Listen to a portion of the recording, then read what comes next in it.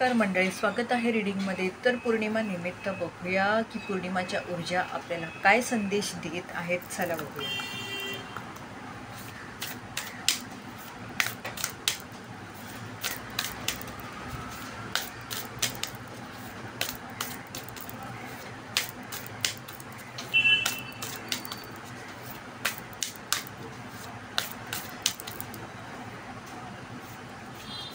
तर हा आला आहे कार्ड मंडळी, आणि कार्ड सांगत आहे तर मंडळी, तुमच्या मनात ज्या काही नकारात्मक भावना आहेत, काही खूप कटू आठवणी आहेत, किंवा असं आहे की तुम्ही एखाद्याला माफ करू शकत नाही आहात, स्वतःला माफ करू शकत नाही आहात, तर हे सगळं तुम्हाला या पौर्णिमेत सोडून द्यायचं आहे, मागे ठेवून पुढे जायचं आहे. कारण तुम्ही असं न केल्यामुळे कुठेतरी तुम्ही तुमच्याच आयुष्यात एक प्रतिकार आणि अडथळा निर्माण करत आहात.